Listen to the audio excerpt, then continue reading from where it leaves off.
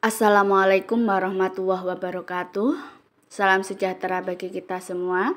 Selamat berjumpa kembali dalam tutorial online organisasi sosial dan kepemimpinan. Materi inisiasi ke-6 tentang tipe dan fungsi kepemimpinan.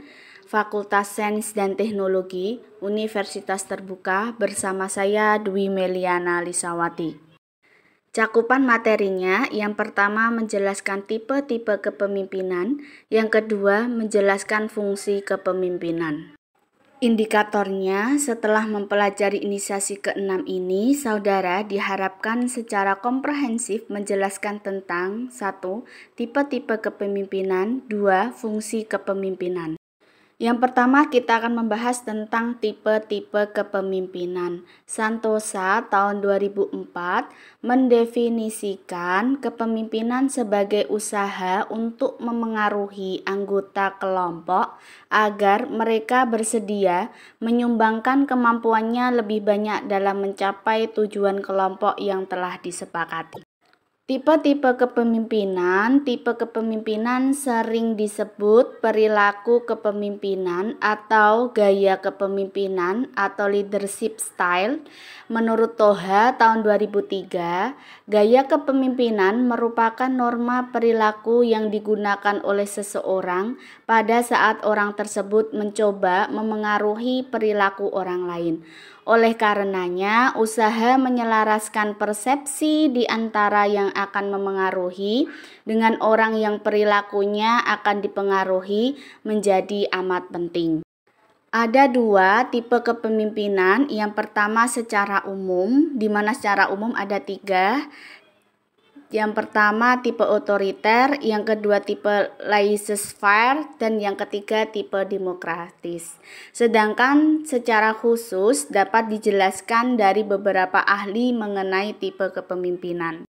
Selanjutnya menjelaskan tipe kepemimpinan secara umum. Yang pertama tipe otoriter, di mana kepemimpinan yang berpusat pada pekerjaan tanpa menghiraukan anggota kelompok sama sekali. Yang kedua tipe laissez-faire, di mana kepemimpinan yang memberikan kebebasan terlalu luas kepada anggota kelompoknya. Yang ketiga tipe demokratis, di mana kepemimpinan yang mementingkan pencapaian tujuan seoptimal mungkin. Selanjutnya tipe kepemimpinan secara khusus. Menurut Lipait dan White ada tiga. Yang pertama tipe kepemimpinan otokratis, di mana kepemimpinan yang ditandai dengan jejak langkah dalam memberikan tugas dan pujian setiap anggotanya. Yang kedua tipe kepemimpinan demokratis, di mana kepemimpinan yang ditandai dengan adanya diskusi dalam kelompok untuk memuji, mencela, dan bersikap seperti anggota. Yang ketiga tipe kepemimpinan liberal, di mana kepemimpinan yang ditandai dengan menyiapkan anggota kelompok namun jarang ikut campur dalam kelompok. Menurut Max Weber ada tiga. Yang pertama kepemimpinan karismatis, di mana kepemimpinan diangkat berdasarkan suatu kepercayaan yang datang dari lingkungannya. Yang kedua kepemimpinan tradisional, di mana kepemimpinan diangkat atas dasar tradisi yang berlaku pada masyarakat. Yang ketiga, kepemimpinan rasional legal, di mana kepemimpinan diangkat atas dasar pertimbangan pemikiran tertentu dan penunjukan secara tegas. Menurut W.C. White ada 4. Yang pertama, kepemimpinan operasional, di mana kepemimpinan diangkat atas dasar banyaknya inisiatif atau aktivitas yang dilaksanakannya. Yang kedua, kepemimpinan popularity, di mana kepemimpinan diangkat atas dasar kepopuleran. Yang ketiga, kepemimpinan talent, di mana kepemimpinan berdasarkan percakapan tertentu yang dimiliki oleh seorang individu.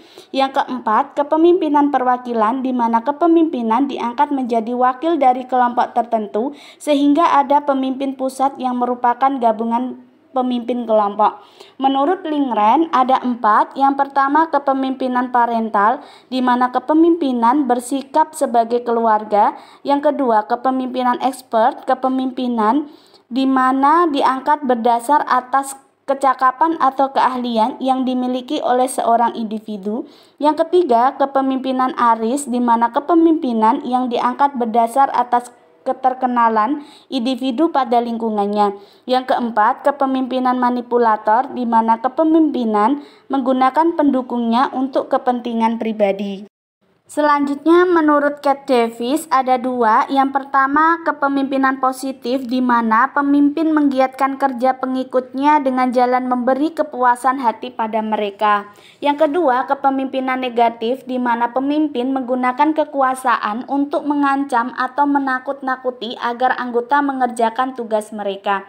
Menurut Erich Fromm ada 5. Yang pertama, kepemimpinan menerima, di mana pemimpin bersedia menerima segala sesuatu dari luar dalam menjalankan tugasnya.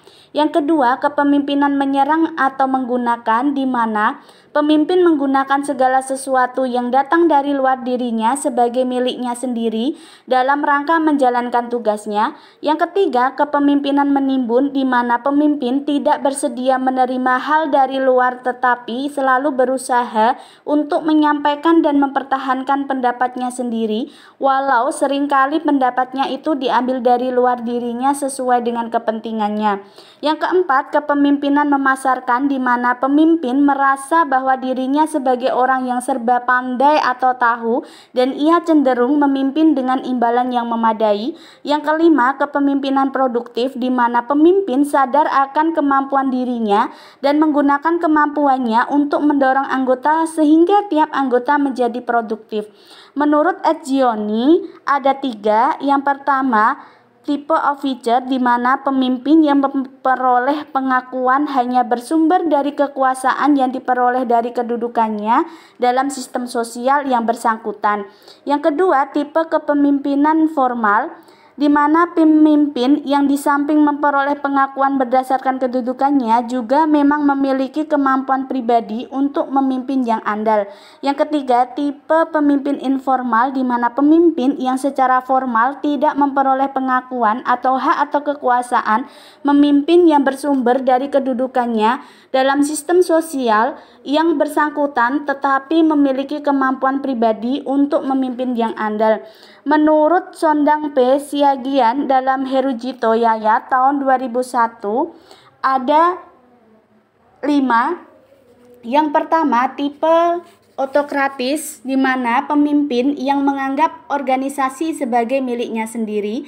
Yang kedua, tipe militeris, di mana pemimpin yang memiliki sifat menggerakkan, disiplin, tergantung dengan jabatan dan pangkat serta tidak menerima kritik. Yang ketiga, tipe paternalitis, di mana pemimpin yang bersifat kebapakan dengan sifat menganggap anggota belum dewasa, melindungi, jarang memberikan anggotanya untuk mengambil keputusan sendiri, berinisiatif dan mengembangkan kreativitasnya, serta bersikap maha tahu atau maha besar. Yang keempat, tipe karismatik, di mana pemimpin yang mempunyai daya tarik yang besar. Yang kelima, tipe demokratis, di mana pemimpin yang memberikan bimbingan yang efisien kepada anggotanya. Selanjutnya, menurut Redin ada 4. Yang pertama, kepemimpinan spirit, di mana kepemimpinan dengan orientasi yang sangat minim terhadap tugas dan hubungan dengan bawahan. Yang kedua, kepemimpinan dedicated, di mana kepemimpinan yang mempunyai dedikasi tinggi terhadap pencapaian tujuan kelompok dan dedikasi rendah terhadap hubungan dengan bawahannya. Yang ketiga, kepemimpinan relaxed, di mana kepemimpinan dengan perhatian terhadap tugas yang rendah tetapi memiliki hubungan dengan bawahan yang cukup tinggi. Yang keempat, kepemimpinan integrate, di mana kepemimpinan yang selalu berupaya menyeimbangkan antara tujuan kelompok dengan pembinaan hubungan sosial lainnya. Selanjutnya, secara umum, tipe kepemimpinan ada 6. Yang pertama, tipe otoriter. Kepemimpinan tipe ini menganggap bahwa kepemimpinan adalah hak dia. Yang kedua, tipe demokrat. Pemimpin tipe ini adalah kebalikan dari pemimpin yang otoriter. Yang ketiga, tipe paternal. Pemimpin yang bersifat kebapakan pada dasarnya hampir mendekati sifat otokrat. Yang keempat, tipe personal. Tipe ini biasanya ditemui pada perusahaan kecil ketika kontrak antara pucuk pimpinan dan bawahannya lebih sering terjadi bila dibandingkan dengan perusahaan yang besar. Yang kelima, tipe non-personal. Kepemimpinan tipe ini dilakukan melalui instruksi-instruksi sumpah atau janji. Dan yang keenam, tipe interaksi. Tipe pemimpin yang terjadi pada kelompok yang menuju satu tujuan khusus. Berangkat dari teori-teori kepemimpinan, maka ada 3 tipe pemimpin. Yang pertama, pemimpin karismatik, di mana terpilih berdasarkan karisma pribadi, karena keturunan, penampilan pribadi, atau karena gelar yang disandang. Yang kedua, pemimpin headship, di mana pemimpin yang dipilih dari pihak luar, di luar sistem sosial yang bersangkutan karena dinilai mempunyai kemampuan tertentu yang sesuai dengan tugas yang harus dilaksanakan. Yang ketiga, pemimpin situasional, di mana pemimpin yang muncul karena situasinya memungkinkan atau menghendaki dia menjadi pemimpin. Selanjutnya yang kedua, membahas tentang fungsi kepemimpinan. Tugas pokok seorang pemimpin adalah menghantarkan, mengetahui, mempelopori, memberi petunjuk, mendidik, membimbing, dan lain sebagainya yang secara singkat dapat dikatakan memengaruhi mereka yang dipimpin sehingga mau mengikuti kehendak pemimpin untuk bekerja sebaik-baiknya dan memperoleh hasil atau mencapai tujuan yang telah ditentukan. Menurut Nur Aini dan Sataria tahun 2005 ada 6 fungsi. Yang pertama, fungsi perencanaan. Yang kedua, fungsi memandang ke depan. Yang ketiga, fungsi pengembangan loyalitas. Yang keempat, fungsi pengawasan terhadap pelaksanaan rencana. Yang kelima, fungsi mengambil keputusan. Dan yang keenam, fungsi memberi anugerah. Berikut penjelasannya. Fungsi perencanaan merupakan pekerjaan seorang pemimpin, terdiri dari banyak tindakan-tindakan yang berlainan dan berubah-ubah, maka diperlukan perencanaan. Fungsi memandang ke depan. Seorang pemimpin yang senantiasa memandang ke depan harus memiliki pemikiran dan penglihatan yang mampu meneropong apa yang akan terjadi dan kemampuan untuk melihat ke depan segala kemungkinan yang akan terjadi. Fungsi pengembangan loyalitas. Pengembangan loyalitas tidak saja di antara pengikut, tetapi juga di antara para pemimpin rendahan dalam organisasi. Fungsi pengawasan terhadap pelaksanaan rencana. Pemimpin bertanggung jawab dalam mengarahkan kegiatan-kegiatan berencana di antara anak buahnya. Fungsi pengambilan keputusan. Mengambil keputusan yang tepat tidak selamanya mudah untuk seorang pemimpin.